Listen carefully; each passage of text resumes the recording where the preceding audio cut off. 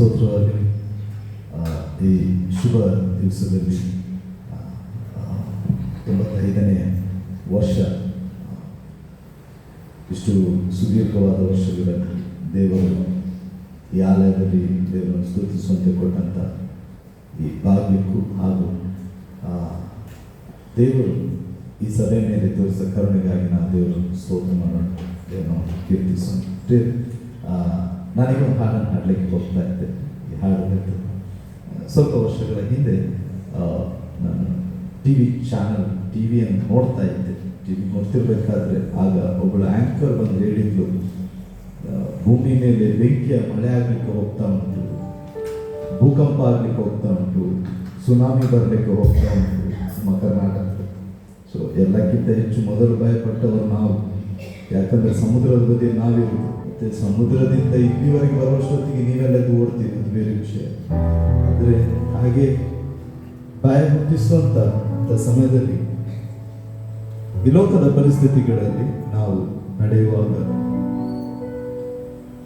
ಈ ನ್ಯೂಸ್ ಸುದ್ದಿಗಳು, ಕೆಟ್ಟ ಸುದ್ದಿಗಳನ್ನು ನಾವು ಕೇಳ್ತಾ ಬರ್ತೇವೆ.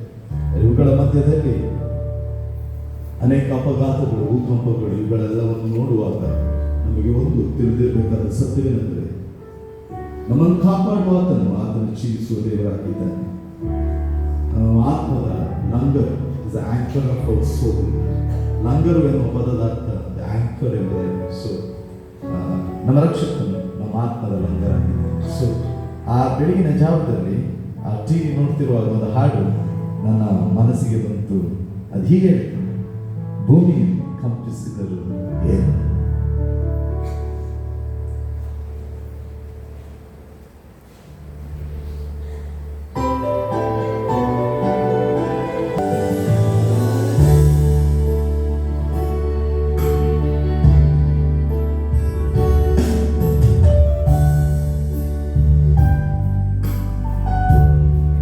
ಈ ಹಾಡಿನಲ್ಲಿ ಬಂದಿರುವ ನಮಗೆ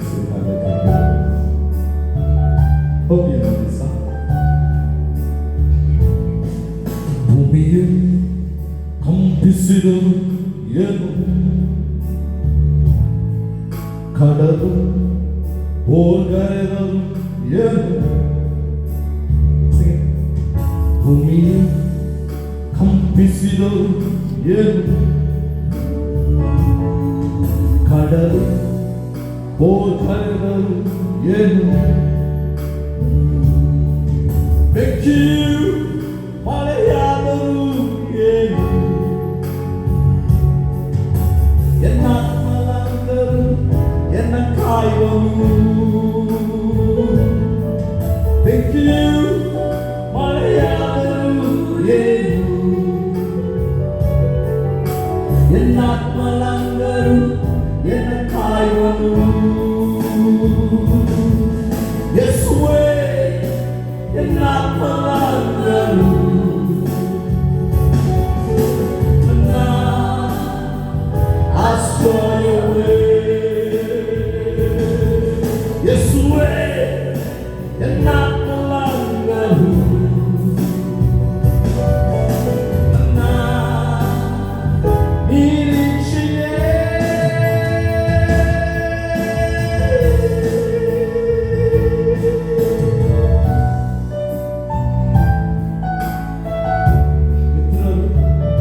ಕೈ ಬಿಟ್ಟರು ಏನು, ಈ ದೇಹವು ಕ್ಷೀಣವಾದರು ಏನು,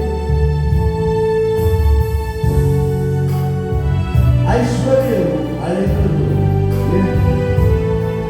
ಏನಿಲ್ಲ ಬೇರೆ ರಕ್ಷಕನಾಗಿದ್ದಾನೆ. ಆಮೇಲೆ ಬಿಟ್ಟರು, ಕೈ ಬಿಟ್ಟರು ಏನು, ದೇಹವು ಕ್ಷೀಣಿಸಿದರು ಏನು.